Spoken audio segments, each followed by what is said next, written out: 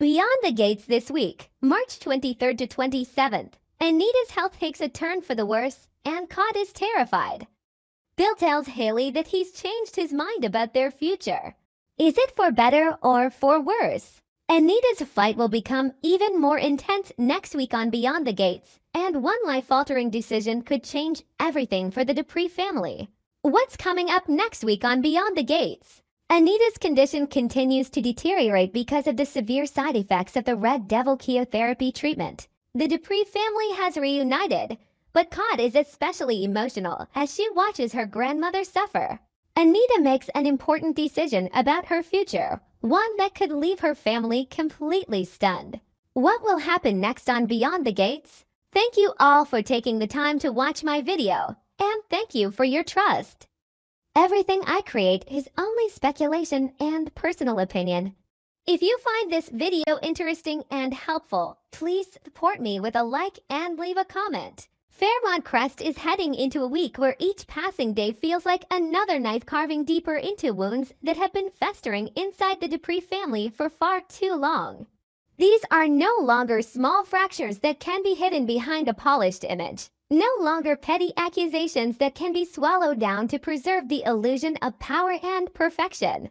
This time, everything seems to have gone far beyond what any of them can endure. Anita's worsening condition feels like a brutal warning that time is no longer on anyone's side.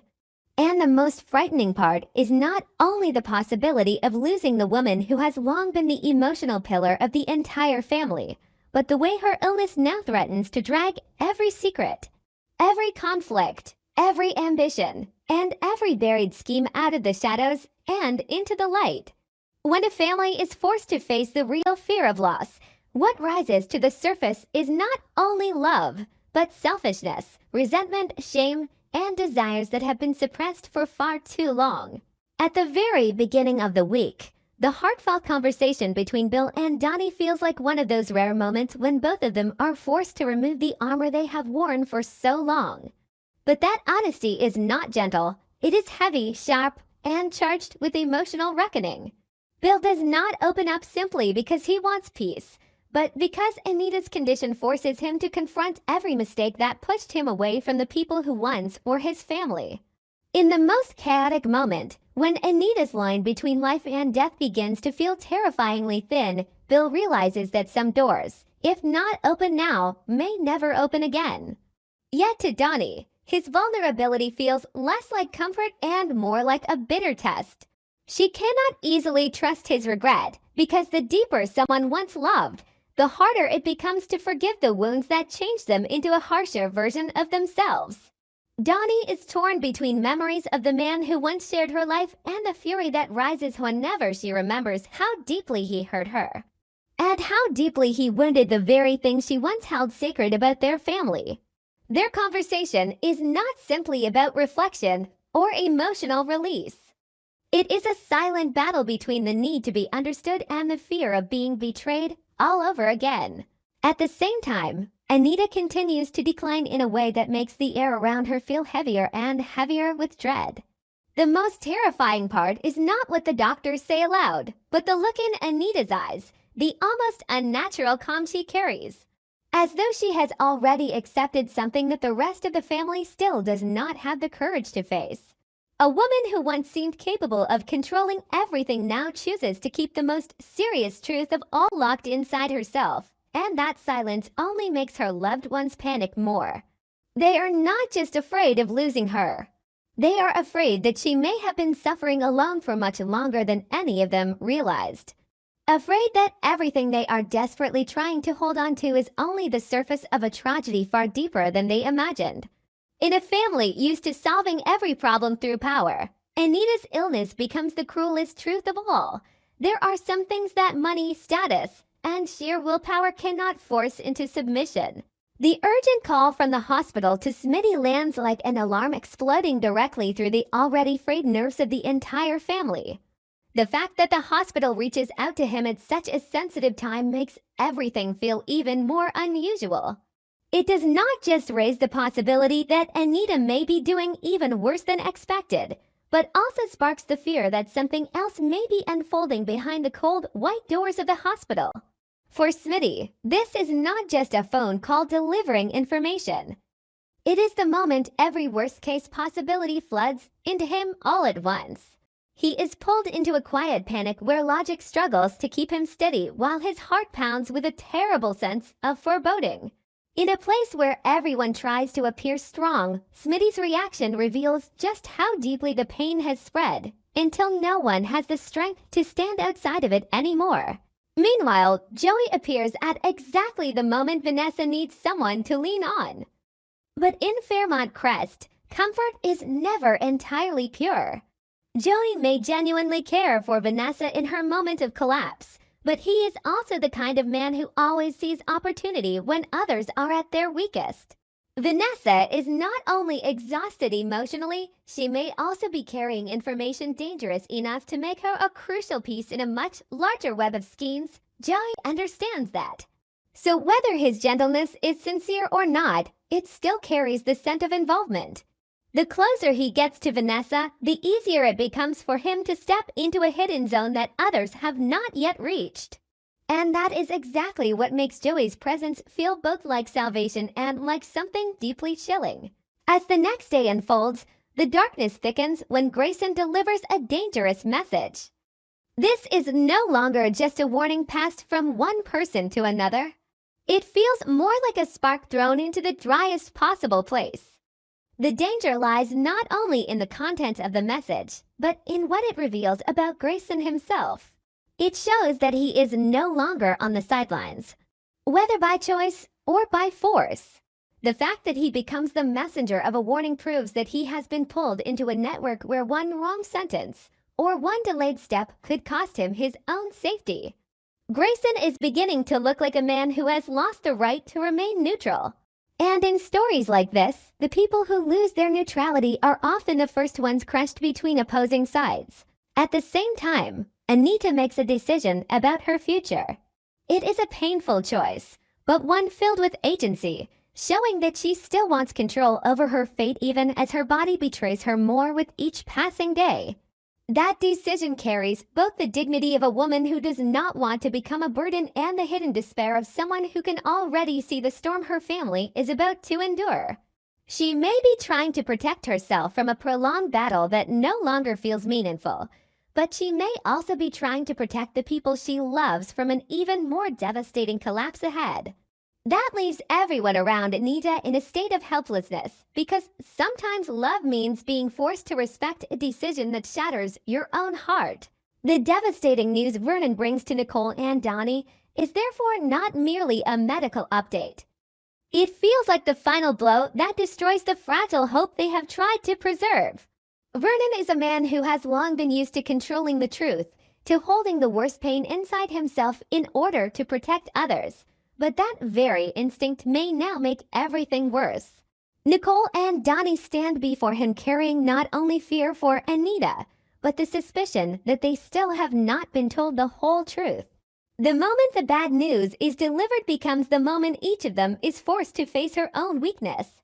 Nicole tries to maintain the calm composure of someone who has always had to be strong, while Donnie seems on the verge of exploding, because she is not only terrified of losing her mother, but also furious at once again being forced to receive tragedy passively, as though she has no control over the pain tearing through her life. Elsewhere, Cod falls into such a state of panic that Tomas becomes the one forced to pull her back from the edge of total collapse. That panic is not a momentary reaction.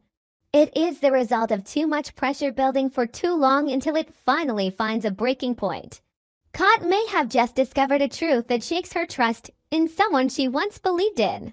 Or perhaps she has suddenly realized that what is happening around her family is far more complex and dangerous than it appears on the surface. Tomas comforts her, but his presence may not be entirely innocent. If he understands the real reason behind Cod's fear, then his gentleness carries the feeling of someone trying to manage the fallout, not simply soothe her pain. Because of that, the closeness forming between Cod and Tomas in the middle of crisis could become fertile ground for misunderstandings, emotional dependency, and even greater conflict later. By midweek, the Dupree family stands united around Anita, but that unity is far from peaceful. It is the unity of wounded people who are each hiding their own exhaustion and resentment, yet forcing themselves to stand side by side because they know that if they continue to fracture now, the cost will be beyond repair. The sincerity is real, but it is not pure. It is mixed with guilt, with old mistakes, and with the fear that if Anita is no longer strong enough to hold everything together, the entire order of the family may begin to collapse as well. Anita may feel the effort everyone is making to stand by her, but she is also sensitive enough to sense the cracks that were never truly repaired. Love is there, but love alone may not be enough to heal wounds that have been building for years. Ted receives advice from an unexpected source, opening the possibility that he now stands at a highly dangerous crossroads. When a man like Ted becomes willing to truly listen to someone at a moment like this, it means he has been pushed so far that he can no longer fully trust himself. That advice may look like rescue, but it may also be the push that sends him deeper into a dangerous decision. In the current situation, every piece of advice has two faces, one that helps someone correct their mistakes, and another that helps them justify actions they would normally never allow themselves to take.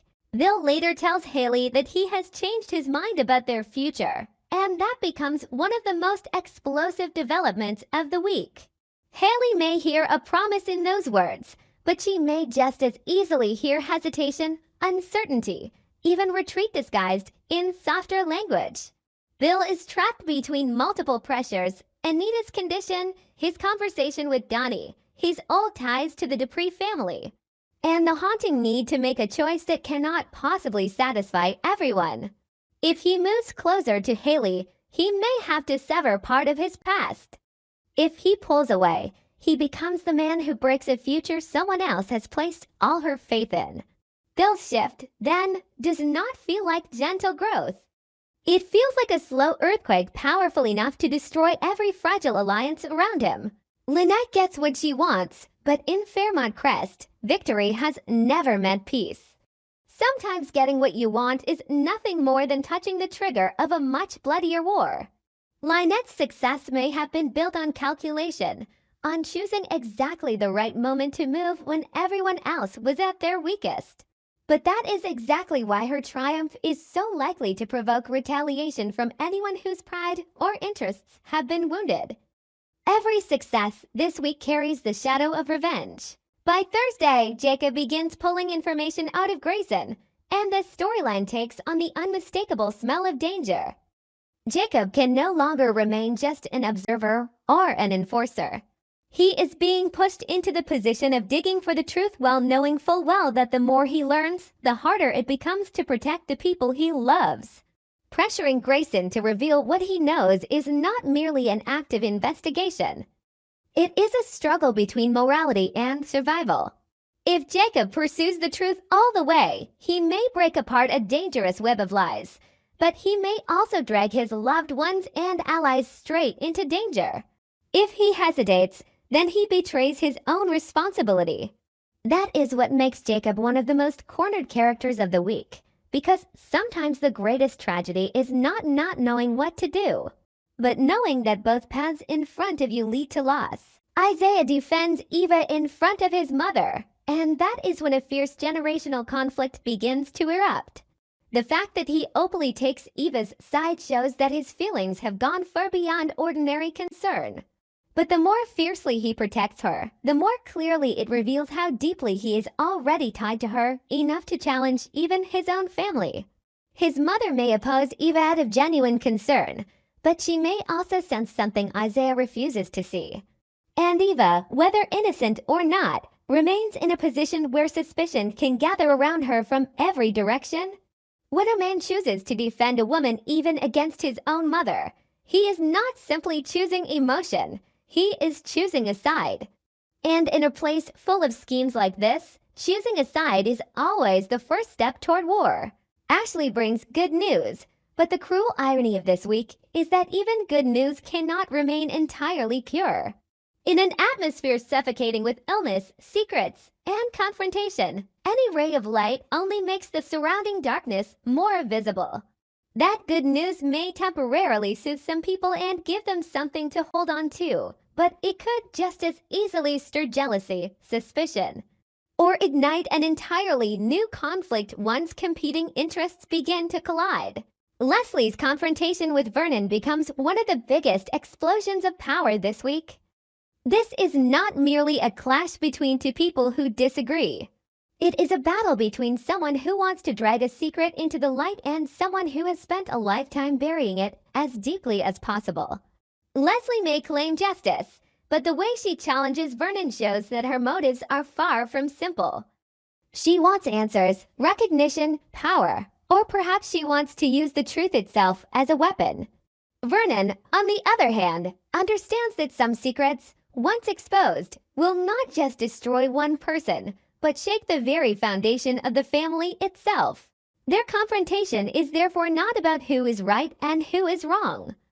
It is about who can withstand pressure longer, and who is willing to be more ruthless in order to protect what they want. Bill then receives another shocking request, pushing him even further apart inside himself between duty, emotion, and calculation. A request like that never allows the person receiving it to remain unchanged. It forces Bill to reveal his true nature, whether he is someone willing to sacrifice for something greater, or someone who will ultimately choose the safest path for himself. This shock threatens to test every word he has already spoken to Haley, to Donnie, and to the family. Cod and Ted reach a place of understanding, and although that sounds softer, it is still painfully fragile. That understanding only appears because both of them are exhausted enough to stop fighting and wounded enough to realize the other is not as cold as they once believed. Even so, that understanding may not be strong enough to heal the past. It merely opens a small crack between two people who have long been divided by prejudice, mistakes, and layered wounds. But sometimes, in a week full of battles like this, even one moment of understanding can alter the direction of many relationships. By the end of the week, Haley and Tomas clash fiercely over Lynette, and that becomes a sign that Lynette has turned into the center of a conflict that is no longer controllable. Their argument is not only about one person. It is about the right to decide who can be trusted and who the real threat actually is. Haley may see a danger in Lynette that Tomas refuses to acknowledge, while Tomas may believe Haley is reacting out of personal emotion or out of fear connected to something even deeper. When two people both believe they are right and both feel the other refuses to face the truth, conflict becomes inevitable. Naomi criticizes Isaiah, pushing the tension surrounding Eva to an even higher level. Naomi's criticism is not simply emotional resistance, but may come from the fact that she sees a flaw in the story that Isaiah is deliberately ignoring. What makes this clash so intense is that Naomi no longer wants to stand by and watch someone she cares about throw himself into danger because of his feelings. The harsher she becomes, the more defensive Isaiah is likely to grow. And within that clash, his trust in Eva may either tighten even more or finally begin to crack. By this point, Jacob officially finds himself trapped in an impossible dilemma. Pressure from the truth, from duty, and from the possibility that the people closest to him could be dragged down by it all has pushed him to the wall. If he reveals everything, he may break one dangerous link in the chain, but he may also destroy the lives of people who do not deserve to pay that price. If he stays silent or chooses only half measures, he will have to live with the guilt of knowing he gave evil more time to grow. Jacob's tragedy lies in the fact that no decision is clean. Every step forward is stained with sacrifice, betrayal, or loss. Smitty once again finds himself comforting another family member, proving that sometimes the strongest person is the one forced to gather up the emotional fragments of everyone else while falling apart inside as well. The pain he faces likely still centers on Anita, because at the heart of every storm this week stands the image of a woman battling a merciless illness. Meanwhile, Nicole receives unexpected information from Donnie, opening the possibility that the two women, each carrying private burdens of grief and pain, may now be entering an entirely new territory of truth. It could be the last spark of hope, but it could just as easily be the shock that sends everything collapsing in a direction no one was prepared for. As the week closes, Vernon gives Bill his blessing, but even that blessing does not feel reassuring. In a family long accustomed to hidden deals and quiet strategies, a blessing can feel more suspicious than open opposition. Is Vernon truly supporting Bill, or is he simply placing a new piece on the board in a larger game of power? Bill receives approval, but may at the same time be drawn deeper into a commitment whose true cost he does not yet understand. This week on Beyond the Gates is therefore not just a chain of relentless events, but a brutally tightening grip around the spirit of every major character. Anita's illness is the spark, but what truly makes the story burn is the way each person reacts when forced to confront their deepest fear. Some choose honesty, but too late. Some choose to fight for the truth, some choose to protect love until it becomes blindness. And some choose to bury yet another secret in order to postpone the day of collapse. In a world where love and calculation are always wrapped around each other, no one can keep their hands clean forever. And that is exactly what makes this week so compelling. Not who will win, but who will lose themselves before the storm finally passes.